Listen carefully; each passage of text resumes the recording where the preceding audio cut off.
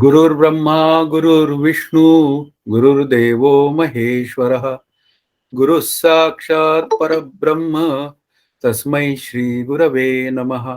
हरि ओम तत्सत. पंचदशीचा अभ्यास सुरू आहे आणि त्यातील दीप प्रकरणाचा अभ्यास सुरू आहे. दीप प्रकरणाच्या अभ्यासात आपल्याला या चित्रदीपाचा विचार करताना अनेक पद्धतीने जीव ब्रह्मैक्य ज्ञानाच्या सिस्टीम्स किंवा प्रक्रिया आपल्या पुढे आणलेल्या आहेत.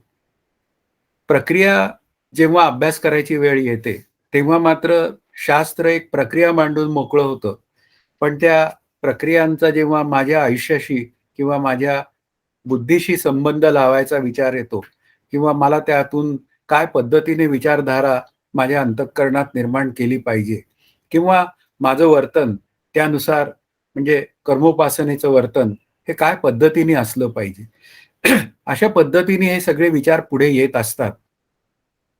विचार पुढे जेव्हा येतात तेव्हा आपल्याला आपल्या अंतःकरणाला साजेसा विचार किंवा आपल्या अंतःकरणाला साजेशी असलेली प्रक्रिया ही आपल्याला चूज करावी लागते आणि प्रत्येक वेळी ती विनासायास आपल्याला ती वापरता यावी लागते. जेव्हा आपलं आपल्यावर लक्ष असतं तेव्हा आपण त्या प्रक्रियांचा किंवा विचारांचा वापर करू शकतो. म्हणून इथे जेव्हा विचार करायची वेळ येते तेव्हा आपण प्रत्येक विचार हा अंतिम परिणामाच्या दृष्टीने आपल्या साधनेच्या दृष्टीने खूप महत्वाचा असतो आणि तो तसा विचार आपला केला गेला पाहिजे, असा सतत आतमध्ये विचार असला पाहिजे. अदरवाईज काय होऊन जातं, ते सिद्धांत आपल्यासमोर येतात, जीव ब्रह्मैक्य ज्ञानाचे सिद्धांत येतात, काही ओव्या येतात, ओव्याही पाठ होतात, सिद्धांतही पाठ होतात, पण त्याचं नेमकं ऍप्लिकेशन हे माझ्या अंतःकरणात पक्केपणाने नसल्यामुळे अनेक गोंधळ असतात. आणि असे जे गोंधळ आहेत न समजण्याचे, ते सगळे गोंधळ काढून टाकण्याचं काम ही पंचदशी करते. हा त्यातला एक मुख्य भाग आहे. आता 237वा जो श्लोक आहे तो असाच एक गोंधळ आपल्या अंतःकरणातनं दूर करणार आहे आणि तो कुटस्थ व ब्रह्म यातील भेद सत्य नाही. आता भेद सत्य नाही याचा अर्थच भेद जो काय आपल्याला जणू काही वाटतो किंवा भासतो तो कल्पित आहे, हे विचार आपल्याला लक्षात घेतले पाहिजे. आणि हा 237वा श्लोक असं सांगतो, केवळ नावा वाचून कुटस्थ व ब्रह्म यात भेद नाही, घटाकाश व महाकाश यांचा कधीच वियोग होत नाही. आता इथे घटाकाश आणि महाकाशाचं उदाहरण दिलंय. महाकाश म्हणजे मूळ आकाश असं आपण म्हणूया. आता त्या मूळ आकाशामध्ये एक घट नावाची उपाधी तयार होते आणि घट नावाची उपाधी ती असलेल्या आकाशात तयार होते आणि त्या घटामध्ये म्हणजे त्या घटाच्या पोकळीमध्ये ते आकाश जणू काही सीमित होतं आणि ते जणू काही सीमित झाल्यासारखं वाटणं जे आहे तेच काय आहे, बंधन आहे. त्या आकाशाला आपल्याला समजून घेता येतं की त्या असलेल्या घटातच ते आकाश तयार झालंय. म्हणजेच याचा अर्थ काय झाला, उपाधी कितीही तयार झाल्या तरी सुद्धा त्या मूळ आकाशामध्ये काहीही फरक पडत नाही. मग त्या नवीन उपाधींच्या निमित्ताने त्याला घटाकाश, मठाकाश अशा पद्धतीने नावं दिली जातात. तसाच एक विचार आहे की जेव्हा व्यापक चैतन्याचा विचार करायची वेळ येते, म्हणजे उदाहरणार्थ ब्रह्मांड सापेक्षतेने किंवा जग सापेक्षतेने बोलायची वेळ येते, तेव्हा मात्र त्याला ब्रह्म असं म्हणतात आणि व्यष्टी सापेक्षतेने म्हणजे व्यक्ती सापेक्षतेने जेव्हा बोलायची वेळ येते तेव्हा कुटस्थ म्हणतात. आणि मग हे सगळे आपले सिद्धांत आपल्या पुढे मांडले जातात. हे आभासवादाचे असोत नाहीतर अवच्छेदवादाचे असतो. विचार असा आहे की व्यापक चैतन्याला संकुचित करणारी केवळ वृत्तीच न मानता आभासवादाचा स्वीकार केला जातो. म्हणजे त्या आभासाचा स्वीकार केला जातो तेव्हा त्याला आभासवादातला विचार आपल्या पुढे येतो. मग अविद्या विशिष्ट साभास चेतन, माया विशिष्ट साभास चेतन अशी एक उपाध्यांची भाषा तयार होते. पण या अविद्या विशिष्ट चेतनाच्या निमित्ताने किंवा माया विशिष्ट चेतनाच्या निमित्ताने ब्रह्म काही दोन पद्धतीने आपल्या पुढे व्यक्त होत नाही. अविद्या विशिष्ट चेतन म्हणजे जीवाचा विचार पुढे आला की त्यावेळी आपण त्या जीवाचं अधिष्ठान कुटस्थ आहे असं म्हणतो आणि जेव्हा ब्रह्मांडाचा विचार येतो तेव्हा आपण त्याचं अधिष्ठान ब्रह्म आहे असं म्हणतो.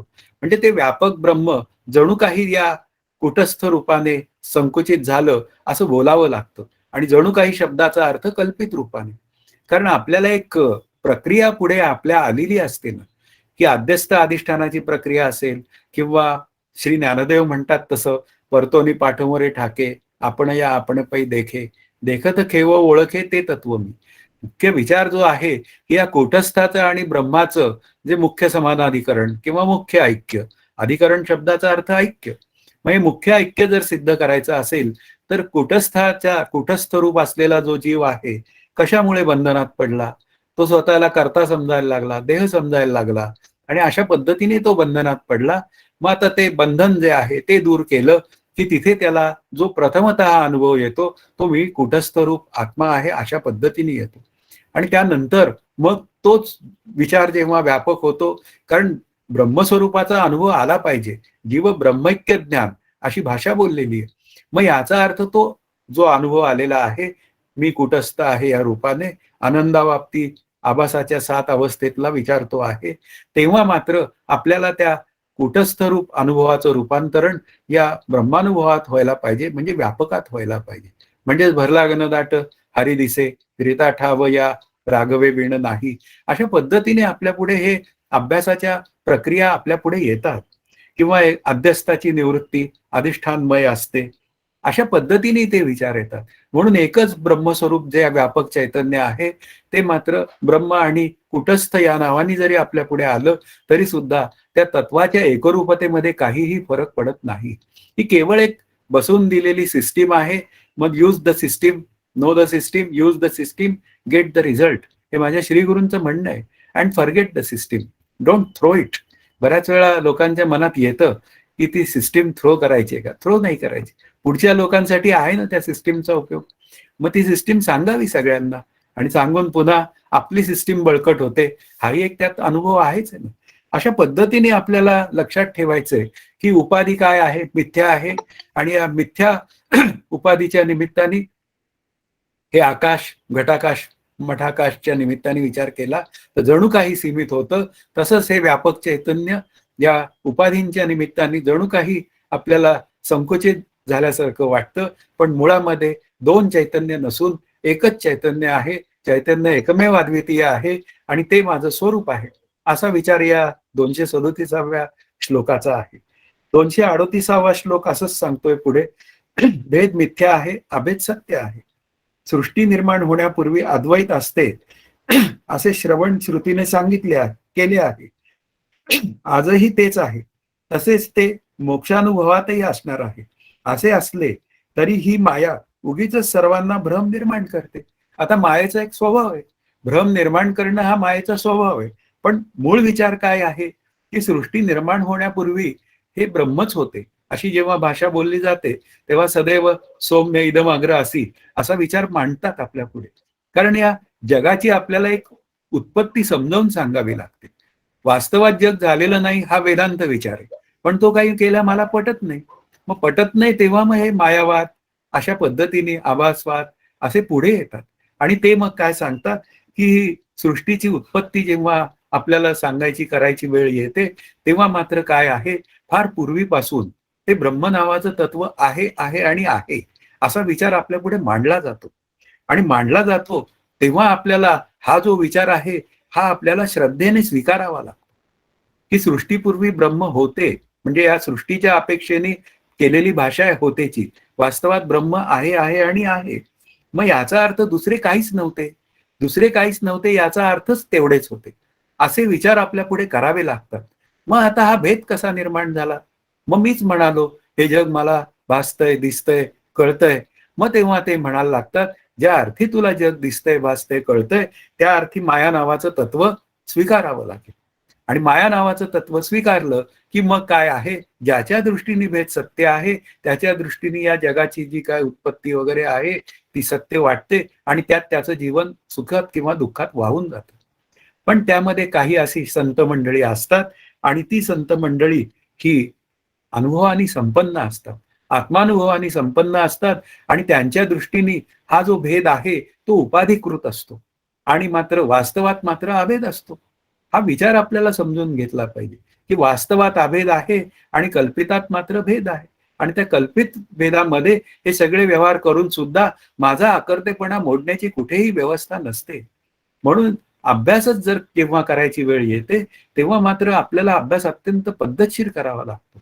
आत्मदृष्टीने मी काही कर्म करीत नसून मात्र जीवदृष्टीने मी कर्म करतो. पण कर्म करून मी आकर्ता राहायचं असेल तर ती कर्म बाधरूप झाली पाहिजे. म्हणजे याचा अर्थ ती कर्म मी करतो या भावनेतनं झाली नाही पाहिजे.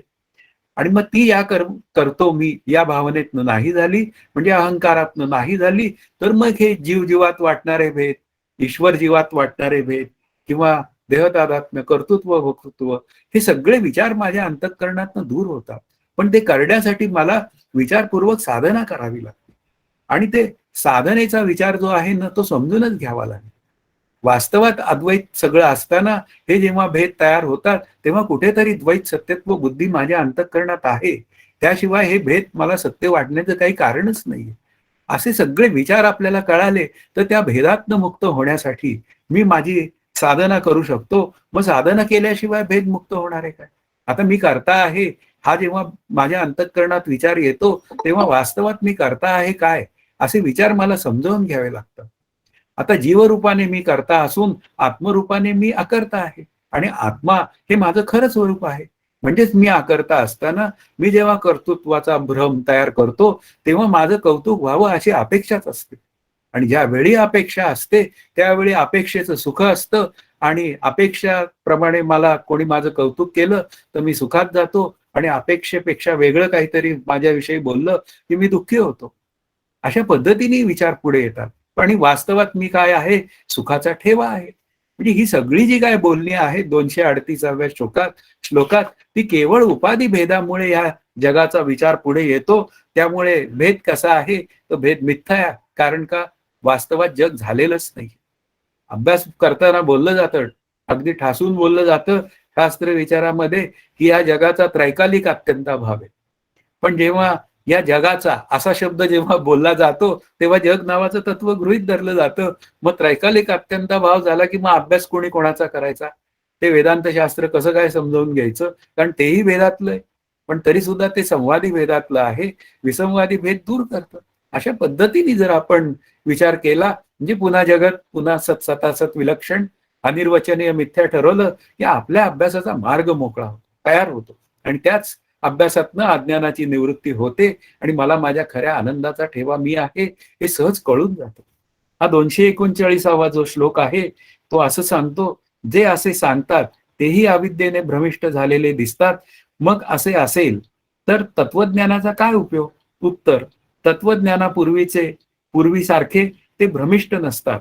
त्यांना द्वैत व अद्वैत यांच्या संबंधी जराही भ्रम नसतो. कारण तत्वज्ञानानंतर भेद व अभेद यांच्या बाबतीत भ्रम नसतो. आता ज्याला तत्वज्ञानाचा अनुभव आलाय त्याच्या दृष्टीने भेद नसतो. पण ज्याला अनुभव आला नाही त्याचं काय? आता अनुभव आला नाही त्याचा मात्र भेद हा दिसतो. मग तत्वज्ञानापूर्वी आणि तत्वज्ञानानंतर असे जेव्हा विचार करायची वेळ येते, त्यामुळे तत्वज्ञानानंतरचे जे काय विचार आहेत त्याचा फार मोठी चर्चा होते, की ही व्यक्ती जी आहे ही जीवनमुक्त झालेली आहे. पण काय आहे, ती सगळे व्यवहार त्याचे सगळे तसेच होत आहेत. पण नक्की मुक्तीचं स्वरूप काय आहे हे माझ्या लक्षात येत नाही. मुक्तीचं स्वरूपच आहे की आवरण दोष जातो. आणि आवरण दोष या शब्दाचा अर्थ आत्मस्वरूपाचं अज्ञान. पण कार्यरूपाने असलेला हा देहरूप विक्षेप आहे, तो मात्र तसाच राहतो. आता देह त्या जीवनमुक्ताचा शिल्लक राहतो, त्याचं प्रारब्ध आहे तोपर्यंत. आणि प्रारब्ध आहे तोपर्यंत त्याचा देह शिल्लक राहिल्यामुळे तो जो ज्ञानरूप झालेला व्यक्ती आहे त्याचे व्यवहार दिसतात. आणि मग तो व्यवहार दिसणं हा काय दोष आहे त्याच्यामध्ये?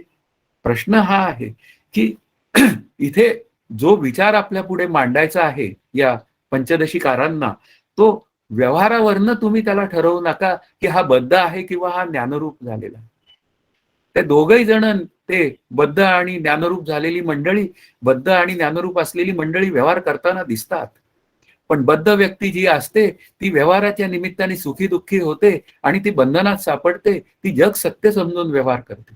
पण हाच ज्ञानरूप झालेला जो आहे तो मात्र व्यवहार करतो, पण त्या प्रत्येक व्यवहारामध्ये तो मी अकर्ता आहे अशा पद्धतीने व्यवहार करतो. याचा अर्थ सामान्य अहंकारात तो व्यवहार करतो. आणि सामान्य अहंकारात केलेला व्यवहार हा त्याच्या बंधनात त्याला टाकीत नाही. हा मुख्य विचार आपल्याला कळला पाहिजे. पण काय होऊन जातं, तो स्वरूपी सतत सावध असतो. स्वरूपाशी सतत तो एकरूप असतो. इथे म्हणलंय माझ्या श्रीगुरूंनी, स्वरूपी जे सावधपण त्याची आत्मज्ञानाचे लक्षण. असं ज्ञानाचं लक्षण आहे की तो स्वरूपात सहजच असतो. अशी त्याची स्वरूप सिद्धी असल्यामुळे त्याला रागद्वेषाचं विचार भान नसतं. पण इथे मी मात्र बद्ध असल्यामुळे माझ्यामध्ये राग, द्वेष, लोभ, मोह, मत्सर हे असतात. कुणी माझं कौतुक केलं की बरं वाटतं आणि कुणी माझी निंदा केली की मला वाईट वाटतं. पण वास्तवात कुणी निंदा, कुणी वंदा, आमुचा आपुला स्वहिताचा धंदा, हे तुकाराम महाराजांचं म्हणणं आहे की मी माझ्या स्वहिताचा धंदा कधी सोडूच नाहीये. जीव ब्रह्मैक्य ज्ञानाचा विचार सतत अंतःकरणात ठेवणं हा काय आहे, माझ्या स्वहिताचा धंदा आहे. आणि तो जोपर्यंत मी स्वीकारत नाही आणि त्याच दृष्टीने मी आत्मज्ञानाकडे जाण्याचा विचार करत नाही, तोपर्यंत हा विचार आपल्या पुढे येतो.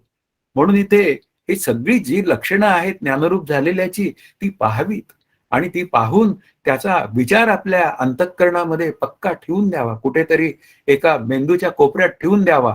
आणि ज्या दिवशी मी त्या आत्मस्वरूपाशी एकरूप होईल त्या दिवशी तो विचार बरोबर मॅच होतो. आपल्याला काही विचार कळत नाहीत, पण काही विचार कळले नाहीत ना, तर ते संतांनी सांगितलेले किंवा त्या श्रद्धेने आपण म्हणूया शास्त्रांनी सांगितलेले अशा पद्धतीने बोलावं. श्री गुरूंनी सांगितलेले ते आपल्याला या क्षणी कळत नाही, पण जेव्हा मला तशी योग्यता प्राप्त होते तेव्हा मात्र ते विचार मला कळतातच. त्या साधूंचं वागणं सुद्धा वेगवेगळं असतं, तरी सुद्धा ते मात्र स्वरूपाशी एकरूप असतात. हा त्यातला खूप महत्वाचा विचार. समर्थांचं तेच म्हणणं आहे, साधू दिसती वेगळं आले परी ते स्वरूपी मिळाले, अवघे मिळून एकची झाले देहातीत वस्तू. म्हणून असे साधू वेगळे दिसतील, वेगळं वेगळं वर्तन करताना दिसतील, पण ते स्वरूपाशी एकरूप झालेले असतात. अवघे मिळून एकची झाले देहातीत वस्तू. देहातीतता हा त्यांचा मुख्य विचार आपल्याला कळला पाहिजे. आणि असं देहातीत होण्यासाठी आपल्याला अविद्येची निवृत्ती झाली पाहिजे. अविद्या युक्त ब्रह्मज्ञान जर असेल अंतःकरणात तर ते दूर झालं पाहिजे. आणि ते दूर झालं तर मला माझ्या ज्ञानाचा म्हणजे मला माझ्या अनुभवाचा, ज्ञानरूप अनुभवाचा मी आत्मा आहे या पद्धतीने तो अनुभव येण्याची एक व्यवस्था तयार होते. मग आता 240वा श्लोक असं म्हणतो, अज्ञान्यांच्या भ्रमाचे स्वरूप कसे आहे. सर्व ऐहिक व पारलौकिक संसार सत्य आहे, म्हणून अद्वैताचा अनुभव येत नाही व ते नाहीच नाहीच असा अज्ञानांचा निश्चय असतो. मग अज्ञानी लोकांचं जीवन कसं असतं, जयासी नाही आत्मज्ञान असं समर्थांनी म्हणलंय. या नावं बद्ध. आणि हे बद्धाचं जीवन असं असतं की त्याला जगत सत्य वाटतं, देह सत्य वाटतो आणि हे सर्व ऐहिक आणि हा जो पारलौकिक संसार आहे म्हणजे स्वर्ग वगैरे सगळं, असे सगळे त्याला जास्त सगळे सत्य वाटतात.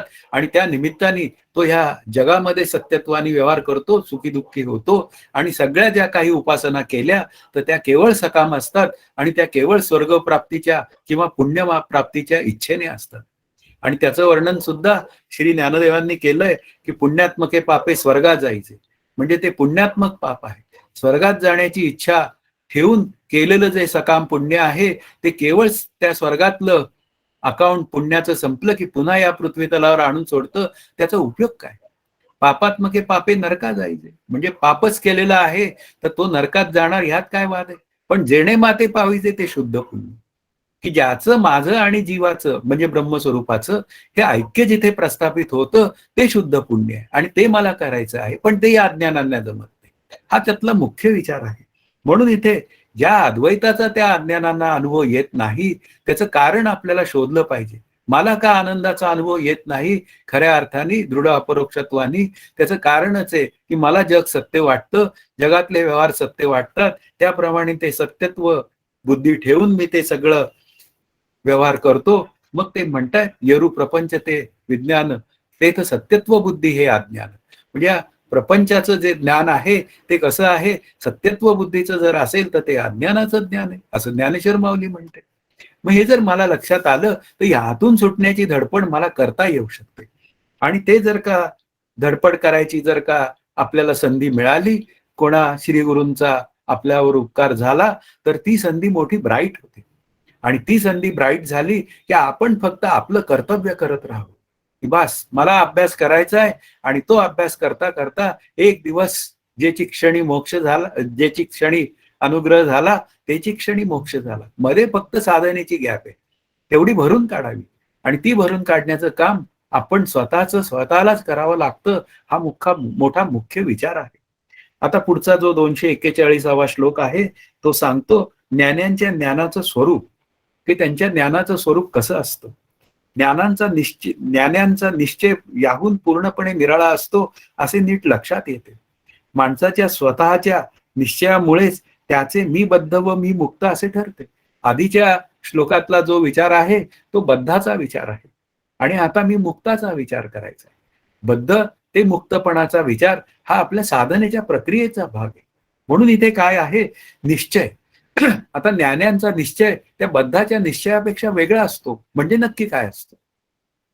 आपल्याला निश्चय शब्दाचा अर्थ एक अनुभव असा सुद्धा करता येतो आणि निश्चय शब्दाचा एक अर्थ संशय विरहित ज्ञान असाही करता येतो.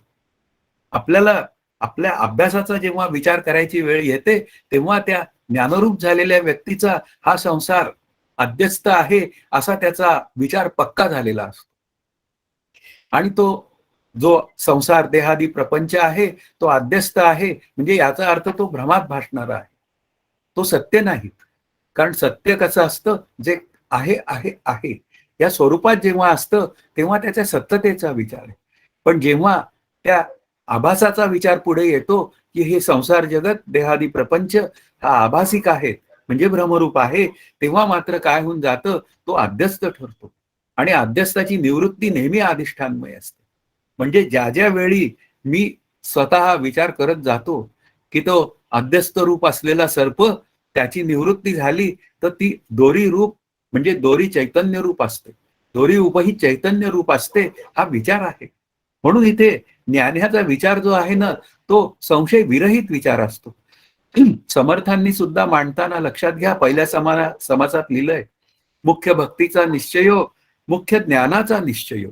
आणि निश्चयो शब्दाचा अर्थ आहे संशय विरहित ज्ञान आणि आत्मज्ञान हेच केवळ एक संशय विरहित ज्ञान आहे. उर्वरित ज्ञान जी आहेत ती सगळी भ्रमरूप ज्ञान आहेत. म्हणून अशा भ्रमरूप ज्ञानातनं आपली सुटका करून घेणं हाच आपल्या अभ्यासाचा विचार आहे आणि तोच डिफरन्स आहे दोघांमध्ये, की ज्याला जग सत्य वाटतं तो भ्रमरूप अवस्थेत असतो आणि ज्याने जगाचा बाध केलेला आहे म्हणजे जग सतासत विलक्षण अनिर्वचनीय ठरवून ते अंतःकरणातनं बाधित केलेला आहे तो ज्ञानरूप झालेला असतो. म्हणून इथे आपल्याला समजून घेतलं पाहिजे की आपल्याला जेव्हा अभ्यास करायची गरज पडते तेव्हा त्या बद्धतेतनं मुक्ततेपर्यंतचा प्रवास हा आपल्याला करणीय आहे आणि तो करणीय असेल तर ह्या दोघातला डिफरन्स जो आहे, एकाला जग सत्य वाटतं तो बद्ध आणि ज्याच्या दृष्टीने जग बाधित झालेलं आहे मिथ्या आहे तो मात्र ज्ञानरूप झालेला असतो. हा विचार आपल्या पुढे येतो. आता पुढचा जो 242वा श्लोक आहे तो आपल्याला असं सांगतो की अद्वैताचा प्रत्यक्ष अनुभव येत नाही या शंकेचे उत्तर. आता या प्रत्यक्ष शब्दामध्ये मेघ आहे, ती मला प्रत्यक्ष शब्दातली मेघ कळली की हा श्लोक आपल्याला सहज सुटनची व्यवस्था तयार होते. अद्वैताचा प्रत्यक्ष अनुभव येत नाही असे म्हणावे तर ते तसे नाही, कारण अद्वैत चैतन्याचा सतत अनुभव येतो. अद्वैत पूर्णपणे अनुभवाला येत नाही असे जर म्हणावे तर द्वैत तरी कुठे येते. आता हे पुढे आणखीन बोलणी केलेली आहे, पण अद्वैताचा प्रत्यक्ष अनुभव येत नाही हे म्हणणं चूक आहे. कारण इथे प्रत्यक्ष शब्दाचे अर्थ कळले पाहिजेत. एक प्रत्यक्षता या शब्दाचा मध्ये एक इंद्रिय प्रत्यक्षता आहे आणि एक प्रत्यक्ष रूपता असा जेव्हा विचार करायची वेळ येते त्यावेळी ते एकमेव अद्वितीयाची प्रत्यक्ष रूपता आहे. म्हणजे जे ज्ञान 5 ज्ञानेंद्रिय आणि 6 प्रमाणांना कळत नाही त्याला अद्वैत तत्वज्ञान म्हणतात. मग बोललं जातं सामान्य रूपाने सगळ्यांनाच ब्रह्माचा अनुभव आहे. अहमस्मी सदाभामी, मी सतत असावं, मला प्रत्येक गोष्टीचं ज्ञान होतं आणि मला सतत सुख आहे असावं. या वृत्तीज्ञानाच्या स्तरावर या 3 गोष्टींचा विचार माझा सतत चालू असतो. शरीरावर मी माझ्या अस्तित्वाचा भ्रम तयार केलेला असतो आणि शरीरावर मी माझ्या अस्तित्वाचा भ्रम तयार करून त्याचं अस्तित्व राहावं यासाठी मी आटोकाट प्रयत्न करतो. पण ते प्रयत्न करूनही शरीर जातं हे माझ्या लक्षातच येत नाही. आता हे जे शरीर जातं मग ते येतं म्हणून ते टिकतं म्हणून ते भ्रमरूप आहे. म्हणजे याचा अर्थ काय आहे, शरीराचं जे मला ज्ञान होतं ते वेगळेपणाने ज्ञान होतं. पण शरीर जड अचेतन आहे, शरीराला मी शरीर आहे हे कळण्याची व्यवस्था आहे काय? म्हणजे या जड अचेतन स्थूल देहाला मी शरीर आहे हे कळण्याची व्यवस्था नाही. मग कोणाला कळण्याची व्यवस्था आहे की त्या पुन्हा सूक्ष्म शरीरामध्ये ती बुद्धी नावाचं तत्व आहे, त्याच्यामध्ये चिदाभास नावाचं तत्व आहे आणि मग त्या चिदाभासाच्या साहाय्याने त्या जीवाला प्रत्येक गोष्टीचं ज्ञान होतं. पण चिदाभास जो आहे तो जणू काही ऍक्टिव्हेट होतो, तो कोणाच्या सत्तेवर होतो? म्हणजे ज्ञानाचा जेव्हा विचार करायची वेळ येते की प्रत्येक होणाऱ्या ज्ञानामागे असणारं ज्ञान असतं, असा जेव्हा विचार मांडायची जेव्हा वेळ येते, तेव्हा ही त्रिपुटीतली ज्ञानं जी आहेत ती सगळी द्वैतातली ज्ञानं आहेत. पण या त्रिपुटीच्या ज्ञानाचा बोध जो आहे, तर तो जो बोध आहे तो होणाऱ्या ज्ञानाच्या सत्तेवर आहे. जेव्हा मी माझ्या देहरूपाने असावं असं जेव्हा वाटतं, तेव्हा सतची जी काय आपण म्हणूया सतकडनं आलेली ती प्रेरणा आहे, हा विचार मला करावा लागतो. म्हणून त्या अस्तित्वाचा जेव्हा प्रश्न बोलायची वेळ जेव्हा येते, त्यावेळी त्या सतरूप तत्वाचा विचार आपण करायला शिकलं पाहिजे. किंवा ज्ञानाचा विचार करायची वेळ येते त्रिपुटीच्या संदर्भात, की माझं शब्दज्ञान फार चांगलं आहे. असं जेव्हा मी बोलतो, तेव्हा ते भ्रमातनं बोलतोय का कशातनं बोलतोय हा विचार करावा लागतो. मग शब्दज्ञान फार चांगलं आहे, पण आहे ते कोणाच्या सत्तेवर? मग ते पुन्हा आपल्याला बोधरूप आत्म्याच्या सत्तेवर आहे, म्हणजे चिद्रूप आत्म्याच्या सत्तेवर आहे. आता ते खरं आहे. ते खरं ज्ञान आहे, की जे ज्ञान त्रिपुटी रहित आहे. पण भ्रमामुळे मात्र या शब्दज्ञानाचा मोठा बाऊ तयार होतो आणि तो मात्र भ्रम मिरवला जातो. मग त्या भ्रमज्ञानातनं सुटका करण्यासाठी आपल्याला सतत त्या चिद्रूप आत्म्यावर स्वरूपावर लक्ष ठेवावं लागतं. तसंच पदार्थ निरपेक्ष सुखाचा विचार आहे. म्हणजे हे सगळं जे काय आहे, इथे बोध नावाचा जो विचार करायची जेव्हा वेळ येते, तेव्हा आपल्याला बोध हा एकच असतो. प्रत्येक वेळी आपल्याला ह्या सगळ्या गोष्टींचा विचार करताना की ती सतरूपता असू दे किंवा चिद्रूपता असू दे, या दोन्हींचंही माझं अस्तित्व टिकावं किंवा मला प्रत्येक गोष्टीचं ज्ञान व्हावं, हे केवळ आनंदासाठी असतं. मग केवळ आनंदासाठी असेल तर मग होणाऱ्या ज्ञानात मी कशाला रमावं? मी असणाऱ्या ज्ञानाचा विचार करा. आपल्याला साधनेचा विचार करायचा आहे. अद्वैताचा प्रत्यक्ष अनुभव येत नाही असं जेव्हा बोललं जातं, त्यावेळी तो इंद्रियाच्या प्रत्यक्षतेतला नाही, तर तो एकरूपतेने म्हणजे तो काय आहे प्रत्यक्ष रूप आहे, हा त्यातला भाग आहे. पण ज्यावेळी या त्रिपुटीच्या ज्ञानांचा विचार करायची वेळ येते, तेव्हा मात्र काय आहे, तो विचार या विषय ज्ञानामध्ये जातो. म्हणून काय आहे की विषयांचाही विचार करावा लागतो, की मला नक्की ज्ञान होतं म्हणजे तो विषय कळतो आणि तो विषय कळल्यानंतर मग मी माझ्या त्याच्या पुढे प्रतिक्रिया देतो आणि मग त्या अनुकूल प्रतिकूल तयार होतात आणि मी सुखी दुःखी होतो. मग त्यातून मला बाहेर पडायचंय. कारण सुखालागी जीवा करीशी तळमळ असा जर विचार असेल, तर मग त्या सुखरूपतेचा विचार जर मला करायचा असेल, तर काय आहे त्या विषयरूप बोधांमध्ये मी अडकता कामा नये. त्या विषयांमध्ये अडकायचं नाही. विषयजनित सुखे सौख्य होणार नाही हेही कळून घ्यायचंय. मग मला खरं सुख पाहिजे असेल, तर मग काय आहे की आपल्याला त्या अद्वैताचा प्रत्यक्ष अनुभव येत नाही, या शंकेचं उत्तर लक्षात घ्या. तो वेगळेपणाने येत नसून हा विचार जर आपल्या पक्का लक्षात असेल, तर वेगळेपणाने तो अनुभव घेण्याचा माझ्याकडनं प्रयत्नच होणार नाही. बरं विषयांचा विचार केला तर हा माझ्यासमोर पीसी आहे. पीसी विषय रूपाने माझ्या पुढे आहे. किती ज्ञान आहे या पीसीचं मला? हे मला समोर जेवढं चित्र दिसतंय, या काही आणखीन काही की पॅड्स वगैरे दिसतायत, तेवढंच ज्ञान आहे. ते पाठीमागं त्याच्या पाहिलं तर त्याचं ज्ञान मला नाही. पुन्हा अंतःकरणाचा विचार करायची वेळ आली, तर एका वेळी एकच विचार अंतःकरणात असतो. म्हणजे माझ्या मनात काय आहे, एकच विचार असतो. हे समोर मला दिसतंय चित्र, तेवढाच विचार माझ्या मनात आहे. किंवा हे पंचदशीचं पुस्तक आहे, खाली पाहिलं तर केवळ पंचदशीचं पुस्तक दिसतंय. म्हणजे असं आहे. तर मग काय आहे, इथे अपूर्णताच आहे. या त्रिपुटीच्या ज्ञानामध्ये अपूर्णताच आहे. आणि आपल्याला जेव्हा आत्मस्वरूपाचं म्हणजे ही त्रिपुटी ज्याच्या सत्तेवर भासते, त्याचं जर ज्ञान झालं, तर तो मोठा एक आपल्या अभ्यासाचा विषय आहे. तो मोठा आपल्या समाधानाचा विषय आहे. आणि अशी समाधानता ही आपल्याला कळली पाहिजे. म्हणून इथे हा जो अद्वैताचा प्रत्यक्ष अनुभव येत नाही, याचा शंकेचं उत्तर जे आहे ते आपल्याला कळलं पाहिजे. बऱ्याच वेळा या सृष्टीबद्दल बोललं जातं आणि आत्मस्वरूपाच्या अनुभवामध्ये ही सृष्टी दिसेना अशी व्हावी असा काही जणांचा विचार आहे. आमचे स्वामी नेहमी बोधात असतात. बरं ते प्रवचन करतात का? हो ते प्रवचन करतात. मग प्रवचनात द्वैत असतं की नाही? असतं. मग तुम्ही नमस्कार करता त्यांना काय म्हणून करता, तर त्यांना अद्वैताचं ज्ञान झालंय म्हणूनच करता ना? होय, म्हणजे काय? आमच्या स्वामींना अद्वैताचं ज्ञान झालेलं आहे.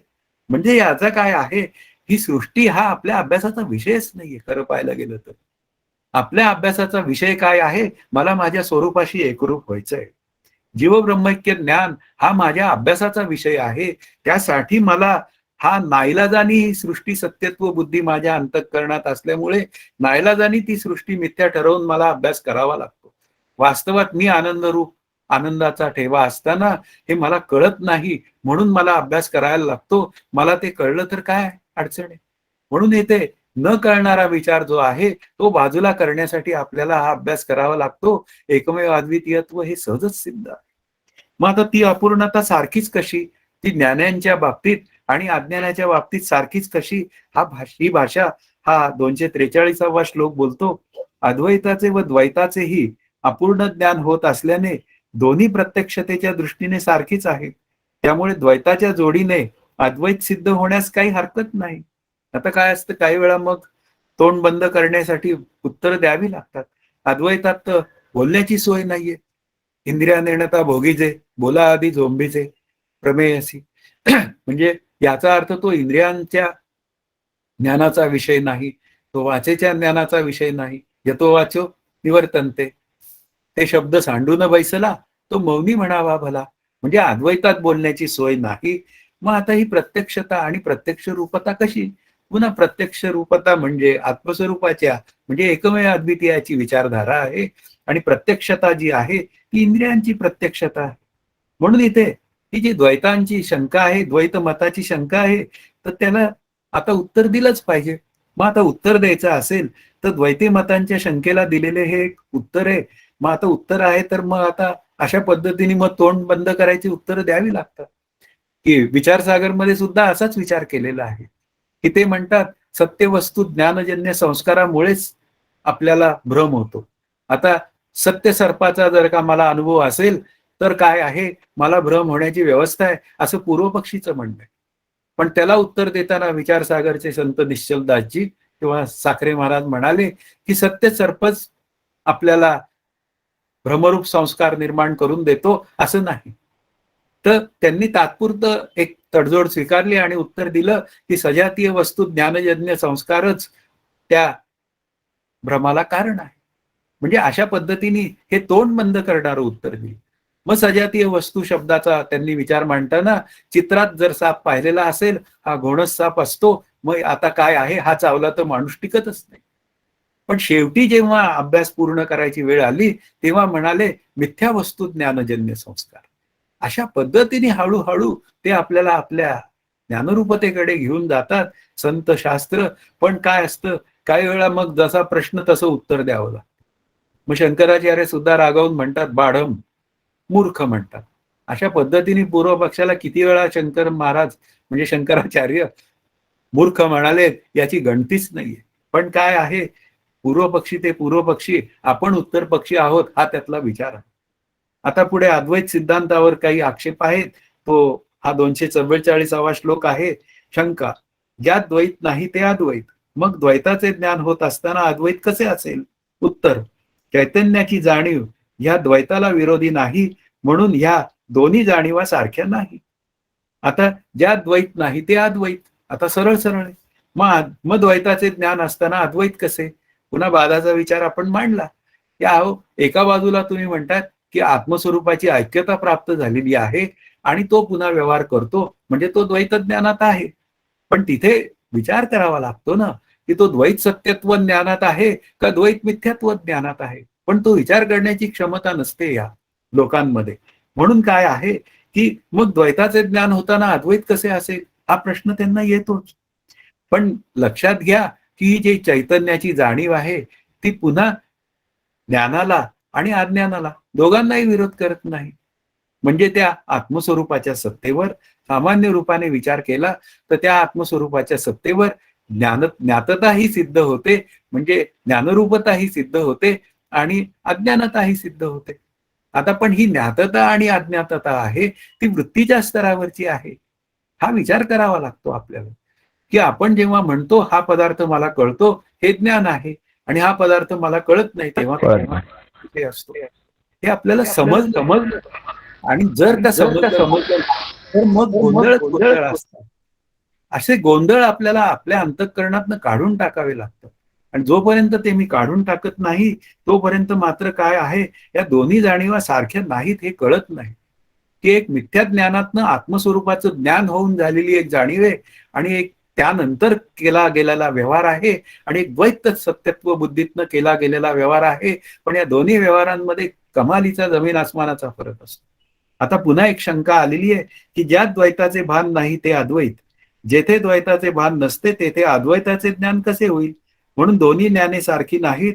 सामान्य चैतन्य असताही द्वैताचा अनुभव येऊ शकतो असे तुम्ही म्हणता, कारण तुमच्या मते द्वैत सत्य नसल्यामुळे सत्य द्वैत अद्वैताच्या ते विरोधी असू शकत नाही.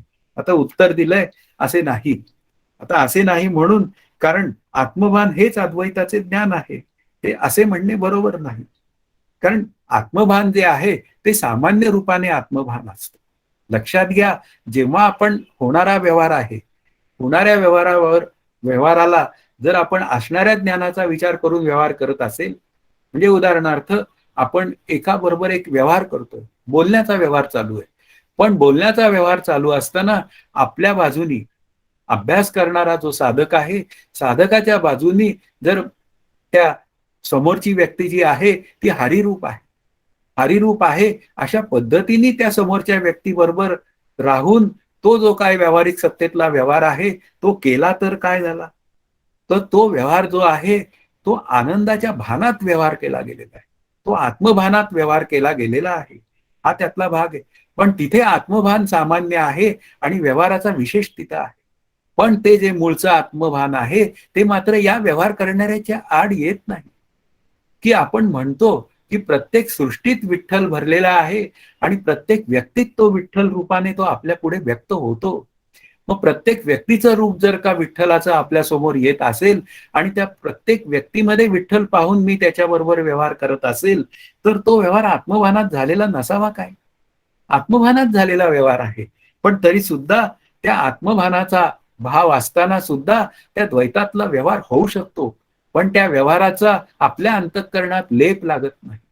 आपण सहजच त्या व्यवहारापासून अलिप्त राहतो आणि मग अलिप्तपणे विदेह स्थिती भोगीत जावी हा जो विचार आहे तो विचार इथे आहे. जीवनमुक्त जो असतो तो आवरण दोष निवृत्त झाल्यामुळे तो व्यवहार त्याचा सहज करतो आणि सहज केल्यामुळे त्याच्या अंतःकरणात त्या व्यवहाराचा करता मी नसतोच. मग जिथे करता नाही तिथे भोगता नाही, पण व्यवहार झालेला आहे. मग करता भोगता नाही तर काय आहे? अकर्ता आहे. मग त्या अकर्ता भानाच्या सत्तेवर आपण म्हणूया हा जणू काही एक व्यवहार झाला. म्हणून इथे काय आहे, ते द्वैताचं विशेष भान होऊ शकतं, ते बाधितानुवृत्तीने असतं. आपण म्हणूया त्याच्यात 98% अद्वैत आणि 2% बाधित अशा पद्धतीने हा व्यवहार होतो. म्हणून आत्मभान म्हणजे अद्वैताचे ज्ञान नव्हे, अस्सल अद्वैत ज्ञान जे आहे ते 100% अद्वैत ज्ञानात फ्रॅक्शन ऑफ सेकंद जेव्हा ती व्यक्ती आनंदाशी एकरूप होते तेव्हा व्यवहार नाहीच आहे, अगदी मान्य. पण जेव्हा मात्र तो बाधितानुवृत्तीने खाली येतो तेव्हा तो व्यवहार होतो आणि त्या व्यवहाराचा कर्तेपणा कोणाला तरी सामान्य रूपाने द्यावा लागतो. म्हणून तेवढ्यापुरतं द्वैत स्वीकारून केला गेलेला तो व्यवहार आहे. म्हणून इथे काय आहे, अद्वैतेचं ज्ञान झालेली अवस्था ही सिद्धच होत नाही, कारण ज्ञानामध्ये अवस्थाच नाहीये, ज्ञानरूपतेमध्ये अवस्था नाहीये. अलीकडे मात्र अवस्थेचा विचार आहे. व्यवहार करताना, बाधितानुवृत्तीचा व्यवहार करताना तिथे अवस्थेचा विचार आहे.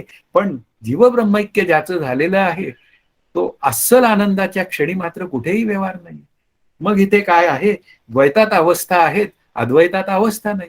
त्वम अवस्था त्रयातीत असं गणपती महाराजांनाही आपण म्हणतो. म्हणून सतत आत्मभानात राहणं हे शक्य नाहीये. पण बाधितानुवृत्तीने मात्र व्यवहार करताना आत्मभान मात्र 2% बाधितानुवृत्तीने तिथे असणं शक्य आहे. म्हणून ती बाधरूप ऐक्यता हा विचार या जीवनमुक्तीच्या विचारातनं आपल्या पुढे येतो. हे सगळं त्याचं एक साधन या दृष्टिकोनातनं बोलली गेलेली भाषा आहे. अदरवाईज ते शास्त्रदृष्टीची भाषा ही केवळ बोलली जाते आणि मग त्याचं नक्की काय माझ्या अभ्यासात रूपांतरणासाठी त्याचा उपयोग आहे हे मात्र राहूनच जातं. आपल्याला तसं करायचं नाही. मला माझ्या श्रीगुरूंनी सांगितलंय ते साधन विचार हा पक्का झाला पाहिजे पुढे. आता हा 245वा जो श्लोक आहे, अनुभवाला येणारे द्वैत सत्य नाही असं सांगणार आहे. तू असे म्हणशील तर ऐक, द्वैत मायामय असल्याने ते खरे नाही. भ्रमरूप वस्तू बाजूला सारल्यावर उरते ते अधिष्ठान रूप अद्वैत असते. आता तुला मी सांगतो, असं स्पष्ट पंचदशीकार म्हणतात की द्वैत मायामय असल्याने ते खरे नाही. हे अगदी बरोबर. खरे नाही या शब्दाचा अर्थ ते त्रैकालिक रूपाने खरे नाही. आहे आहे आहे या स्वरूपात खरे नाही. पण काय आहे, व्यावहारिक सत्तेत मात्र ते आहे. मग याचा अर्थ काय झाला, की मला आता हे द्वैत आणि अद्वैत याचा जर का विचार करायचा असेल तर द्वैत सत्यत्व बुद्धी मी बाजूला करायची. आणि द्वैत सत्यत्व बुद्धी बाजूला केल्यानंतर तो जो काय मिथ्या द्वैतात म्हणजे विचार केला जातो, त्या मिथ्या द्वैत विचारांमध्ये जे काय व्यावहारिक जीवन जगलं जातं, तेव्हा मात्र त्या केलेल्या व्यवहाराचा लेप माझ्या अंतःकरणाला लागत नाही. त्या निमित्ताने मी सुखी दुःखी होत नाही. अशा वेळी मी कुठल्या स्थितीत असतो असं बोलायची जेव्हा वेळ येते, तेव्हा ती अद्वैत स्थिती आहे हा विचार मांडला जातो. उरतं ते अद्वैत आणि त्यालाच काय म्हणतो, अधिष्ठान रूपता म्हणतो. म्हणजेच अध्यस्थाची निवृत्ती अधिष्ठानमय असते. आता अध्यस्त विचार आला, मी देह मी करता. आता त्या विचारातनं मी बाजूला काढलं की अरे बाबा, मी देह मी करता नसून मी आत्मा आहे. आणि आत्मरूप मी मात्र सर्व कर्म करून सुद्धा तो अकर्ता आहे. आता आत्मरूप मी कोण आहे, तो जीवाच्या रूपाने कर्म करतो. मग जीवाच्या रूपाने मी कर्म करतो, पण आत्मरूपाने मी कर्म करत नाही. म्हणून केलेल्या कर्मांचा जो विचार आहे तो भगवद्गीतेतला सांगितलेला, तू नियत कर्म तुला करावं लागेल. नंतर ते अहंकार रहित होऊन करावं लागेल आणि 3 फलाशेचा त्याग करून करावं लागेल. ते का मला सांगितलं, त्याचं कारणच आहे, या 3 गोष्टीमध्ये अद्वैताकडे जाण्याची व्यवस्था आहे. आणि त्या अद्वैताकडे मी जाण्याची व्यवस्था या 3 गोष्टीतनं तयार होते. म्हणून इथे काय आहे, द्वैत आणि अद्वैत यातला जो काय भेद वगैरे असं जे आपण बोलतो, ते केवळ भ्रमरूप आहे. हे त्यातले विचार आपल्याला कळले पाहिजे. वास्तवात सगळं अद्वैतच आहे. पण ते काय आहे, ते द्वैत सत्यत्व बुद्धीमुळे मला ते अद्वैत केलं कळत नाही. म्हणून मला हा विचार करावा लागतो. नाहीतर संत म्हणतात, आठव गेले, झाला स्वयमेव पांडुरंग. आता माझी अंतःकरण वृत्ती जर पांडुरंगमय झालेली असेल, तर मग जनी वनी सगळीकडे पांडुरंग आहे. ज्यांनी म्हणे माझा शारंग धरू, असं म्हणलंय. जनाबाई म्हणतात की हा शारंगधर सगळीकडे भरलेला आहे आणि त्याचाच मला सर्वत्र अनुभव येतोय.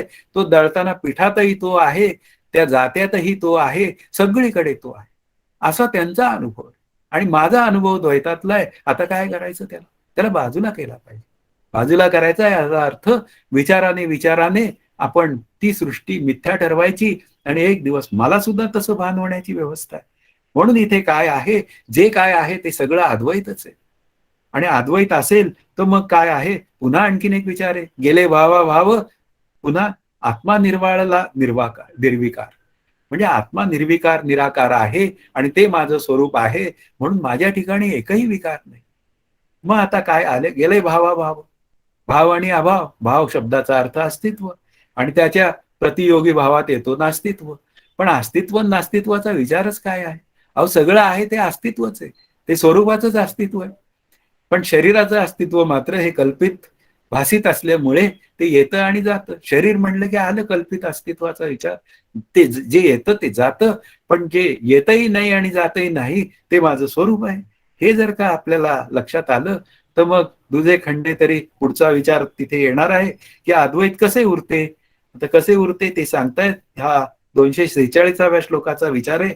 अचिंत्य रचना हेच ज्याचे स्वरूप आहे, असे सर्व जग मायारूप आहे असा निश्चय करून अद्वैत सत्य वस्तू आहे व तेच उरते असे ठरवावे. म्हणजे पुन्हा ही जगाची रचना अचिंत्य आहे, मायामय आहे आणि मग मायामय असल्यामुळे आता काय आहे, जगासंबंधी फार विचार करू नकोस. कारण आपल्याला काय आहे, आपण आवश्यकता नसताना या जगाची चर्चा जास्त करतो. त्याला नसती उठाठेव म्हणतात. मग शास्त्र काय सांगतं, जग सतासत विलक्षण अनिर्वचनीय मिथ्या आहे. त्या ब्रह्मस्वरूपामध्ये काही चर्चा नाही, कारण का ते एकमेव अद्वितीय असल्यामुळे तो चर्चेचा विषय नाही.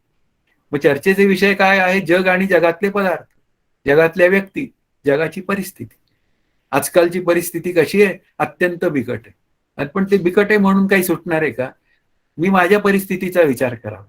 माझी परिस्थिती जर का मी द्वैत सत्यत्व बुद्धीत असेल तर अत्यंत बिकट आहे हे संत म्हणतात. आणि त्या बिकट अवस्थेतनं मला बाजूला पडायचं असेल तर जगाला सतासत विलक्षण म्हणजे पुन्हा मायामय जग आहे असा विचार करावा लागेल. आणि असा विचार करायचा असेल तर याचा अर्थ द्वैतभाव माझ्या अंतःकरणातनं बाधित करावा लागेल. दुजे खंडे तरी अवघा हरी दिसे. मग दोनपणा मला बाजूला घालवायचा असेल तर मला सर्वांमध्ये हरी पाहावा. आणि मी जर का सर्वांमध्ये हरी पाहिला तर ते द्वैत असून सुद्धा नसल्यासारखं आहे. म्हणून हे आपले विचार पक्के असले पाहिजेत. एक ब्रह्मच सत्य आहे आणि जगत मिथ्या आहे. मग या जगाचं अनिर्वचनीयत्व जर मला कळालं तर मग काय आहे, जे आहे ते सगळं स्वरूपच आहे हे मला कळूनच जाईल. पण हे कळण्यासाठी मात्र पुन्हा साधन विचार आहे अज्ञान निवृत्तीसाठी, तो मला करण्याशिवाय पर्याय नाही. तरीही द्वैत खरे वाटते. हा 247व्या श्लोकाचा विचार आपल्या पुढे आलाय. द्वैत सत्य आहे असे पुन्हा पुन्हा वाटत राहते. असे असेल तर त्याचे पुन्हा पुन्हा परीक्षण करावे, त्यात कोणते श्रम आहे? इथे परीक्षण करावे. आता मला जर का या जगाचा अनुभव सत्यत्वाने येत असेल तो कशावरनं ओळखायचा? जर मी सतत विशेषत्वाने सुखी आणि दुःखी होत असेल म्हणजे याचा अर्थ मी सतत सुखात आणि दुःखाच्या गटांगळ्यात जीवन माझं जगत असेल तर याचा अर्थ काय झाला, जग सत्य वाटतंय. मग आता मी काय करावं? परीक्षण करावं. आता परीक्षण शब्दाचा अर्थ अभ्यास असा अर्थ. मी माझ्या अंतःकरणाचं परीक्षण करावं आणि परीक्षण करून काय ठरवावं? अभ्यास करावा. आणि अभ्यास काय सांगतो की एक ब्रह्मच सत्य असून उर्वरित जगत मिथ्या आहे. पण हे उर्वरित जगत मिथ्या आहे आणि हे जर मला कळालं तर माझ्या अंतःकरणातला भ्रम नाहीच होईल. म्हणून ज्ञानदेव सुद्धा काय सांगतात की तू अभ्यासाने येऊन मला मिळ, नुसता येऊ नकोस, अभ्यास करून ये. आणि अभ्यास काय तर जीवब्रह्मैक्य ज्ञानाचा. शिवाय तुकाराम महाराजांचा विचार करायची वेळ येते तेव्हा असाध्य ते साध्य करिता सायास कारण अभ्यास तू का म्हणे. आता तुकाराम महाराज पण काय म्हणतात, असाध्य आहे की त्या द्वैत सत्यत्व बुद्धीला घालणं असाध्य म्हणजे कठीण आहे, मान्य आहे. पण काय आहे, आता करिता सायास. आता ते जर का आपल्याला सायास म्हणजे त्या असाध्याला म्हणजे त्या द्वैत सत्यत्व बुद्धीला घालवून ती द्वैत मिथ्यात्व बुद्धी तयार अंतःकरणात करायची असेल तर मग त्याला अभ्यास करावाच लागेल.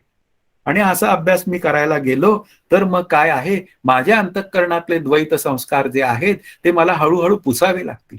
ज्या ज्या वेळी माझ्या अंतःकरणात नको असलेला शरीरासंबंधीचा, कर्तृत्वासंबंधीचा किंवा पुन्हा आपण म्हणतो भेदभ्रांतीचा असा विचार जेव्हा माझ्या अंतःकरणात तयार होईल तेव्हा तेव्हा त्या विचाराला मी खऱ्या आनंदाच्या ठेव्याच्या विचाराने त्याला बाजूला केला पाहिजे.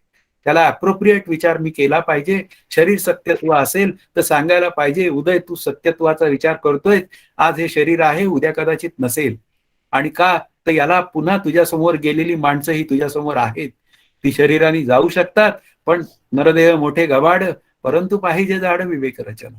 ती विवेक रचना हा अभ्यास सांगतो आणि त्यासाठी मी ती करावी लागते. पण अनंत जन्मांचे संस्कार हे मला सतत उलटा रेटा देत असतात म्हणजे देहबुद्धीकडे ओढत असतात आणि या जन्मीचे संस्कार हे मला अभ्यासाकडे रेटत असतात. पण काय आहे इथे त्यांचा कधी कधी म्हणजे त्या देहबुद्धीचा विजय होतो तेव्हा नाराज व्हायचं नाही, तेव्हा फिरून त्याचा पाडाव करायचा आणि पुन्हा आपण उभं राहायचं. आणि अशा पद्धतीने आपल्याला हा अभ्यास महाकठीण असला तरी सुद्धा तो सहज साध्य करता येतो. हा श्रीगुरूंनी सांगितलेला सिद्धांत. पुन्हा इथे भगवद्गीतेचा एक विचार आलेला आहे की बहुजन्मानाम. आता त्या भगवंताला सांगावं, अंते ज्ञानवान माम प्रपद्यंते, हे तुम्ही म्हणालात थँक्यू, पण लक्षात ठेवा मला याच जन्मात याची देही याची डोळा भोगू मुक्तीचा सोहळा. मी तुकाराम महाराजांच्या बाजूचा आहे असं स्पष्ट सांगावं भगवंताला आणि त्यासाठी तुम्ही मला मदत करा. हे महाकठीण आहे हे मला मान्य आहे, पण मला अभ्यास करायला तुम्ही मदत करा. मी याच जन्मात मुक्त होण्यासाठी प्रयत्न करीन. तुम्ही मला तशी बुद्धी देत राहा आणि मी तसा अभ्यास करीत राहू. असे विचार आपल्या पुढे करता येतात. 248वा श्लोक असं सांगतो, असा अभ्यास किती दिवस करावा लागतो? तर तो असं सांगतो, हा विचार किती कालापर्यंत करीत राहावा असे वाटत असेल तर तो खेद द्वैताविषयी करावा, तो अद्वैताच्या बाबतीत करू नये. कारण अद्वैतात कारणासह सर्व दुःखे व अनर्थ नष्ट होतात. म्हणून अभ्यास किती कालपर्यंत करत राहावा तो कोणाविषयी करावा तर त्या द्वैताविषयी करावा. अभ्यास किती करावा हे कशाला? मग ते द्वैत सत्यत्व बुद्धी जाईपर्यंत अभ्यास करावा. आपल्याला काय असतं, या द्वैत सत्यत्व बुद्धीमध्ये या जगाचे विषय वगैरे यांची फार मोठी आवड असते आणि अध्यात्माचा विचार करायची वेळ आली की आमचे सगळे गोंधळ होतात, कंटाळा येतो. मग एवढा विचार सतत करायचा कसा? मग आम्ही आमचा प्रपंच कधी करायचा? आता किती वर्ष आयुष्य प्रपंच केलाय या जन्माच्या मागे हे माझं मलाच माहित नाही. पण काय असतं, त्याची इतकी गोडी लागलेली असते की ते अद्वैतात सुख आहे हे मान्यच होत नाही. पण आता काय आहे, म्हणून इथं अद्वैताच्या अभ्यासाचा कधी कंटाळा करू नये. म्हणून अद्वैतात काय आहे, पुन्हा कारणासह वर्तमान दुःखाची निवृत्ती आणि परमानंदाची प्राप्ती, म्हणजे आत्मस्वरूपाच्या अज्ञानाची निवृत्ती होते आणि मला माझ्या आनंदाचा ठेवा मी आहे हे सहज कळून जातं. आता पुढे मुक्तालाही तहान भुकेचे दुःख असते असं विचारणारा श्लोक आहे 249वा. तहान भूक इत्यादी भाव मला पूर्वीप्रमाणेच असतात असे म्हणावे, तर अहमचा वाच्यार्थ जो अहंकार त्याला ते असतात तर ते खुशाल असू देत, ते नसतात असे कोण म्हणते? म्हणून जीवनमुक्त झाल्यानंतर हा जो अहंकार आहे वाच्यार्थाने असलेला, म्हणजे सामान्य अहंकारामध्ये, त्या सामान्य अहंकारामध्ये त्या जीवनमुक्ताला भूक लागू दे, काही अडचण नाही. आता त्याच्या शरीराचं भरण पोषण नको व्हायला का? आता तो जीवनमुक्त झाला म्हणून त्याचं जे काय आतमध्ये जेवण वगैरे जे आहे ते काय आपोआप त्या भगवंतानी आत आणून सोडायचं काय? पण काही विपरीत कल्पना घेऊन आपण चालतो की आता यांनी तहान-भुकेचा विसरच पडलेला आहे. आता त्या अभ्यासात तहान-भुकेचा विसर पडतो अशी भाषा बोलली जाते. मग आता आत्मरूप झाल्यावर कशाला विचार पाहिजे? म्हणून इथे त्वंपद वाच्य त्वंपद लक्ष्य हे विचार आपल्याला कळले पाहिजे की अहमचं लक्ष्य काय आहे, अहमचं वाच्य काय आहे. तो कुटस्थ रूप असलेला अहम लक्ष्य मी आणि तो ब्रह्मरूप असलेला तत्पद लक्ष्य ब्रह्म हे माझं स्वरूप आहे आणि ते मला माझ्या आनंदाला सहजच कारण आहे. पण जे वाच्यार्थाने असलेलं जीवाचं स्वरूप आहे तिथे तहान भुकेचा विचार हा येणारच आहे. ज्या अर्थी इथे बोललं जातं, अभ्यास केला जातो, त्या अर्थी हा काय आहे, हा जो आपण म्हणूया की त्या चक्राला गती दिलेली आहे. जीवनमुक्त जरी झालेला असला तरी ही चक्राची गती शरीराची संपेपर्यंत ते तहान भुकेचा व्यवहार हा चालू राहतो. पण त्या ठिकाणी व्याकुळता हा विषय मात्र नसतो. त्या बद्धाच्या दृष्टीने मात्र व्याकुळता कधी कधी दिसून येते. आता 250वा श्लोक जो आहे तो सुखदुःखे अध्यासामुळे होतात हा सांगणार आहे. अहंकार व आत्मा एकच आहे असा भ्रम झाल्यामुळे जर चैतन्याला तहानभूक आहेत असे वाटत असेल तर तो अध्यास किंवा भ्रम होऊ देऊ नको. विचाराने त्याचे सतत पृथक्करण कर. आता याला संघभ्रांतीचा विचार म्हणतात की मी बुद्धीचे धर्म आत्मस्वरूपावर घालतो आणि स्वतःला मी बुद्धिमान समजतो. वास्तवात आत्मस्वरूपाच्या ठिकाणी बुद्धी नावाचं तत्व नाही, कारण त्याच्या ठिकाणी शरीर नाही. शरीर नाही म्हणून बुद्धी नाही, म्हणून मी निर्बुद्ध आहे. पण मला कोणी जर निर्बुद्ध म्हटलं तर राग येतो. वास्तवात त्यांनी मला ओळखलेलं असताना सुद्धा. पण ते काय आहे, भ्रम आहे. मग बुद्धीचे धर्म मी आत्मस्वरूपावर घालतो, बुद्धिमान होतो. शरीराचे धर्म मी आत्मस्वरूपावर घालतो, शरीर सत्यत्व भ्रांती देतो. कर्तापणाने मी जीवाचे धर्म आत्मस्वरूपावर घालतो, त्यावेळी कर्ता होतो. म्हणजे हे सगळे जे विचार आहेत ते समजून घेतले पाहिजे. वास्तवात बुद्धी जड अचेतन, शरीर जड अचेतन. मग या जड अचेतनाचा जो विचार आहे तो मी आत्मस्वरूपावर का घालावा हे मला लक्षात आलं पाहिजे. म्हणून इथे काय आहे, हे सगळे तहानभूक वगैरे जे काय धर्म आहेत ते वाच्यार्थाने असलेल्या जीवाचे आहेत, पण लक्षार्थाने असलेला कुटस्थ रूप मी जो आहे त्याचे ते धर्म नाहीत. अशा पद्धतीने मी जर विचार केला तर चैतन्याला तहानभूक आहेत असे वाटत असेल तर तो अभ्यास किंवा भ्रम आहे. म्हणून ते चैतन्याचे नसून ते चिदाभासाचे धर्म आहेत असाही विचार करता येतो. ते पुन्हा वाच्यार्थाने असलेला चिदाभासाचे धर्म आहेत, पण लक्षार्थाने नाही. म्हणून व्याकुळता वगैरे जे काय आहेत ते सगळे अनुकूल प्रतिकूलतेचे विचार आहेत. भले काही वेळा आनंदाने व्याकुळता येते, प्रतिकूलतेने येते. पण मुख्य विचार काय आहे, जेव्हा ही व्याकुळता आणि ही आनंदाची प्रगटीकरण जेव्हा लाटेच्या स्वरूपात जातं तेव्हा मात्र काय आहे, त्यावेळी हा अध्यास झालेला असतो. इथे अनन्याध्यासाचा विचार केलेला आहे, तो मागेही आपण केलेला आहे, तो मागे जाऊन आपण बघावा. पुढे आता हा 251वा श्लोक आहे. वासनेच्या प्रमाणात विवेकही असावा. बलवान वासनेमुळे चटकन अध्यास होतो असे वासेल तर तो कायमचा घालवण्यासाठी सतत विवेक करावे. आता अनंत जन्माची वासना आहे, मग आता काय आहे म्हणून मी गप्प बसावं काय? नको असलेला विचार आला देहबुद्धीचा वगैरे तर सतत काय आहे, मी सतत त्याला आत्मविचाराने छेद देत राहावा. तर यालाच तर विवेक म्हणतात. मग अशा पद्धतीने मी जर का विवेक केला तर मग काय आहे, मी त्या बद्ध विचारातनं बाजूला सुटेल आणि त्या आत्मविचारात मी येईल आणि त्या विचाराला सहजता जेव्हा येईल तेव्हा मी खऱ्या अर्थाने ज्ञानरूप होईल. म्हणून इथे काय आहे, निश्चय मोठा असावा लागतो. प्रत्येक वेळी आपणच जिंकू असं नाही. साधन करताना कधी कधी तो देहात्म विचार जिंकतो, मग त्यावेळी नाराज नाही व्हायचं, त्याला आत्मविचाराने छेद द्यायचा, प्रक्रिया करत राहायची. एक दिवस ज्ञानरूपता सहज सिद्ध होते, हा त्यातला महत्वाचा विचार आहे. दृढ ज्ञानाने अपरोक्ष अनुभव येतो, हा 252व्या श्लोकाचा विचार आहे. विवेक उदयाला आल्यावर द्वैताचा होणारा मिथ्यात्व निश्चय केवळ युक्तीवरच अवलंबून आहे असे म्हणता येत नाही. कारण द्वैताची रचना अचिंत्य आहे असा प्रत्यक्ष अनुभव आहे. म्हणून इथे काय आहे की द्वैत सत्यत्वाचा अनुभव येतो, तसा द्वैत मिथ्यत्वाचाही येतो. जगाची रचना अचिंत्य, मग द्वैत सत्यत्वाचा विचार मी बाजूला करावा आणि विचार व युक्तीने.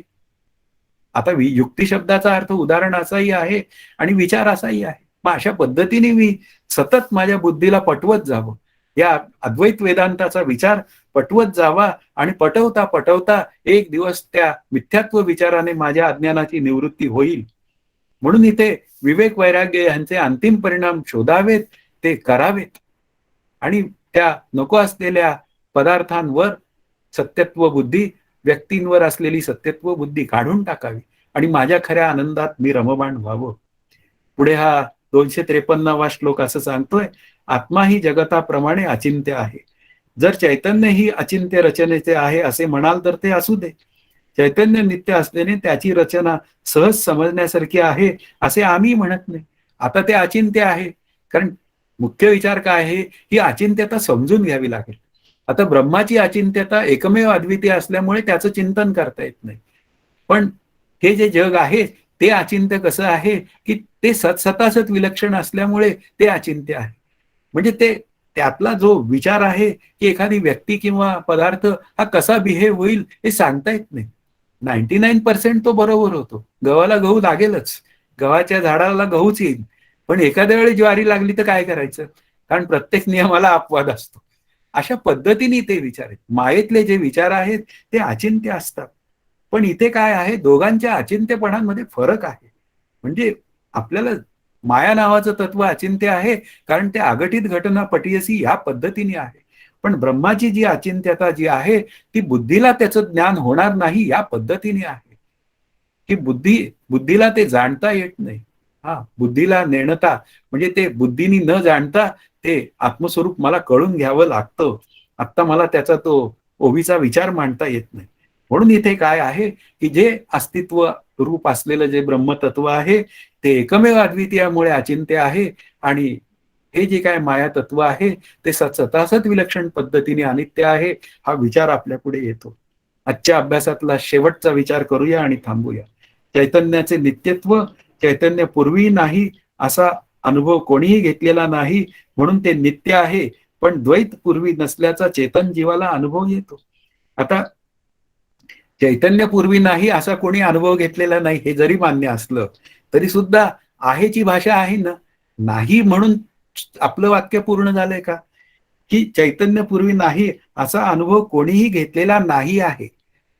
म्हणजे नाहीये असं जेव्हा बोललं जातं त्यावेळी नाहीये शब्दाचा अर्थच ते आहे नावाच्या तत्वावरच ही भाषा बोलली जाते. म्हणून आहे नाही वगैरे ही सगळ्या सापेक्षित भाषा आहेत, तो जीवच बोलू शकतो. पण ब्रह्मतत्व मात्र काय आहे, ते एकमेव अद्वितीय आहे आणि ते एकमेव अद्वितीय असल्यामुळे त्याचं अस्तित्व वादातीत आणि कालातीत आहे. आणि असं जे चेतन जे तत्व आहे ते माझं तत्व आहे, त्यालाच आपण आत्मा असं म्हणतो आणि ते इंद्रियांनी आपल्याला जाणता येत नाही. इंद्रिया नेणता भोगीजे, मग इंद्रियांनी जाणता येत नाही असं जर का ते वेदांत शास्त्र म्हणत असेल तर तसं मी जाणायलाच जाऊ नये. मग असं जे चैतन्याचं नित्यत्व आहे तिन्ही पद्धतीने आहे आहे आहे ते माझं खरं स्वरूप आहे आणि ते जाणण्याचा मी सतत प्रयत्न करणं हा माझ्या अभ्यासाचा विषय आहे. आणि तो विचार आपण पुढे तसाच त्याच पद्धतीने करत राहूया. पण आज मात्र इथे थांबूया. जय जय रघुवीर समर्थ. हरि ओम तत्सत. श्री पांडुरंगाय नमः. एक सूचना आहे की या शुक्रवारचं चिंतन होणार नाहीये, कारण मी तिरुपती बालाजीच्या दर्शनाला जात आहे. बुधवारचं चिंतन मात्र नेहमीप्रमाणे होईल, तर शुक्रवारचं चिंतन होणार नाही, त्याबद्दल क्षमस्व.